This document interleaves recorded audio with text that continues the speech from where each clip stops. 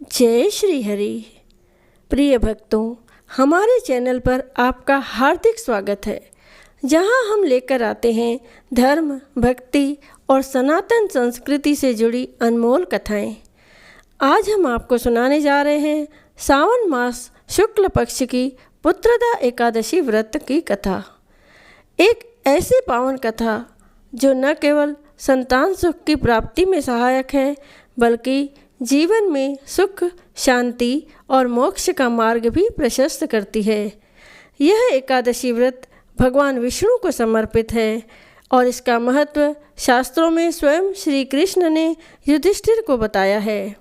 तो आइए श्रद्धा और भक्ति भाव से सुनते हैं सावन मास की पुत्रदा एकादशी की अद्भुत पावन व्रत कथा। तो सभी प्रेम से कहिए, लक्ष्मी नारायण भगवान की जय हो, तुलसी शालिग्राम की जय हो, बोलिए राधा कृष्ण भगवान की जय हो। श्री युधिष्ठिर कहने लगे कि हे भगवान, श्रावण शुक्ल एकादशी का क्या नाम है? व्रत करने की विधि तथा इसका महत्व कृपा करके कहिए। मधुसूदन कहने लगे कि इस एकादशी का नाम पुत्रदा है। अब आप शांति पूर्वक इसकी कथा सुनिए। इसके सुनने मात्र से ही वाजपेयी यज्ञ का फल मिलता है। द्वापर युग के आरंभ में महिष्मति नाम की एक नगरी थी, जिसमें महिजीत नाम का राजा राज्य करता था। लेकिन पुत्रहीन होने के कारण राजा को राज्य सुखदायक नहीं लगता था। उसका मानना था कि जिसके संतान न हो, उसके लिए यह लोक और परलोक दोनों ही दुखदायक होते हैं। पुत्र सुख की प्राप्ति के लिए राजा ने अनेक उपाय किए, परंतु राजा को पुत्र की प्राप्ति नहीं हुई। वृद्धावस्था आती देखकर राजा ने प्रजा के प्रतिनिधियों को बुलाया और कहा, हे प्रजाजनों, मेरे खजाने में अन्याय से उपार्जन किया हुआ धन नहीं है, न मैंने कभी देवताओं और ब्राह्मणों का धन छीना है। किसी दूसरे की धरोहर भी मैंने नहीं ली। प्रजा को पुत्र के समान पालता रहा। मैं अपराधियों को पुत्र तथा बांधवों की तरह दंड देता रहा। कभी किसी से घृणा नहीं की, सबको समान माना है। सज्जनों की सदा पूजा करता हूँ। इस प्रकार धर्मयुक्त राज्य करते हुए भी मेरे पुत्र नहीं हैं, सो मैं अत्यंत दुख पा रहा हूँ। इसका क्या कारण है? राजा महिजीत की इस बात को विचारने के लिए मंत्री तथा प्रजा के प्रतिनिधि वन को गए। वहां बड़े बड़े ऋषि मुनियों के दर्शन किए। राजा की उत्तम कामना की पूर्ति के लिए किसी श्रेष्ठ तपस्वी मुनि को देखते फिरते रहे। एक आश्रम में उन्होंने एक अत्यंत वयोवृद्ध धर्म के ज्ञाता, बड़े तपस्वी, परमात्मा में मन लगाए हुए, निराहार, जितेंद्रिय, जितात्मा, जित क्रोध, सनातन धर्म के गूढ़ तत्वों को जानने वाले, समस्त शास्त्रों के ज्ञाता महात्मा लोमश मुनि को देखा, जिनका कल्प के व्यतीत होने पर एक रोम गिरता था। सबने जाकर ऋषि को प्रणाम किया। उन लोगों को देखकर मुनि ने पूछा कि आप लोग किस कारण से आए हैं? निसंदेह मैं आप लोगों का हित करूंगा। मेरा जन्म केवल दूसरों के उपकार के लिए हुआ है, इसमें संदेह मत करो। लोमश ऋषि के ऐसे वचन सुनकर सब लोग बोले, हे महर्षि, आप हमारी बात जानने में ब्रह्मा से भी अधिक समर्थ हैं, अतः आप हमारे इस संदेह को दूर कीजिए।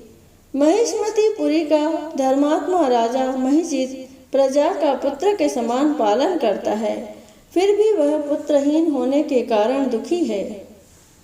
उन लोगों ने आगे कहा कि हम लोग उसकी प्रजा हैं, अतः उसके दुख से हम भी दुखी हैं।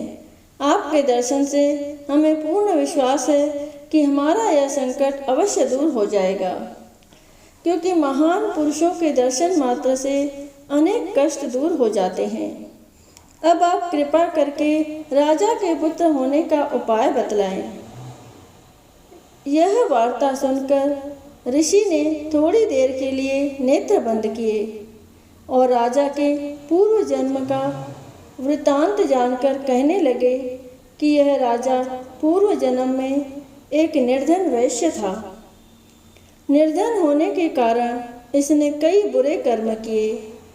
यह एक गांव से दूसरे गांव व्यापार करने जाया करता था। एक समय ज्येष्ठ मास के शुक्ल पक्ष की द्वादशी के दिन मध्याह्न के समय जबकि वह 2 दिनों से भूखा प्यासा था, एक जलाशय पर जल पीने गया। उसी स्थान पर एक तत्काल की ब्याही हुई प्यासी गौ जल पी रही थी। राजा ने उस प्यासी गाय को जल पीते हुए हटा दिया और स्वयं पानी पीने लगा। इसीलिए राजा को यह दुख सहना पड़ा। एकादशी के दिन भूखा रहने से वह राजा हुआ और प्यासी गौ को जल पीते हुए हटाने के कारण पुत्र वियोग का दुख सहना पड़ गया।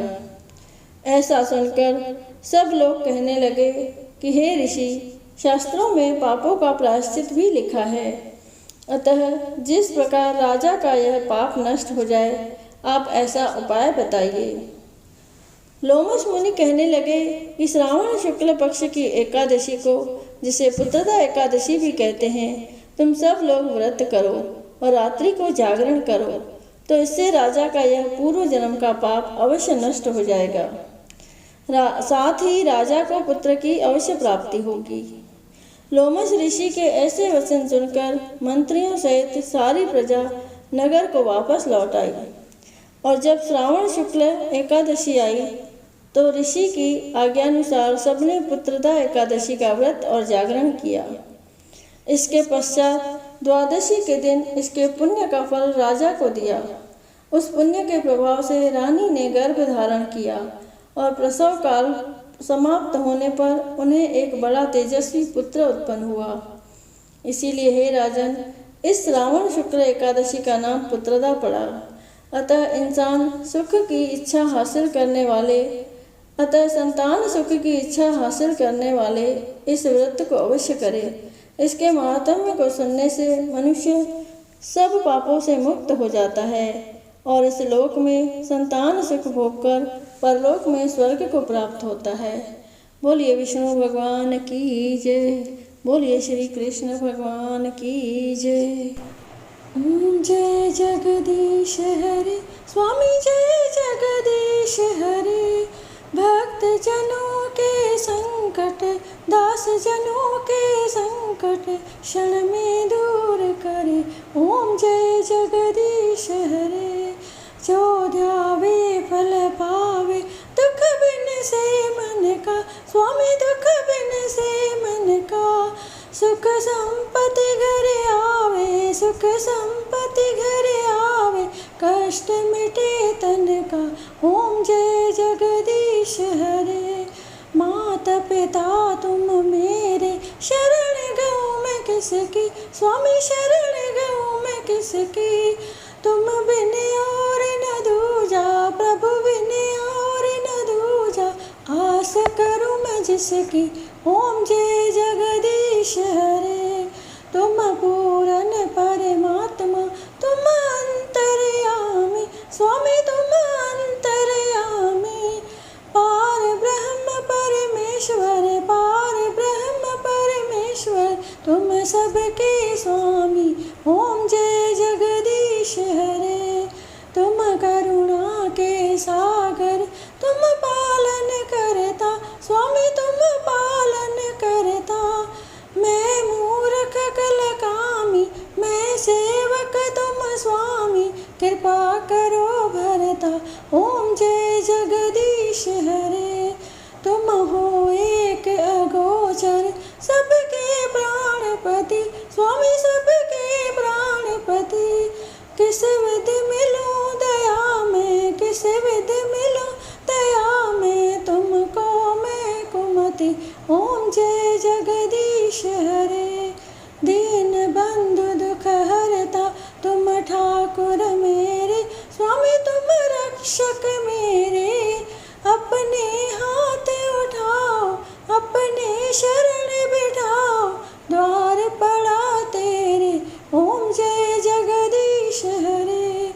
विषय विकार मिटाओ, पाप हरो देवा, स्वामी पाप हरो देवा।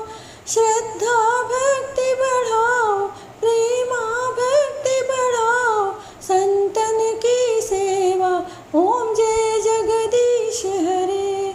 तन मन धन और संपत्ति सब कुछ है तेरा, स्वामी सब कुछ है तेरा।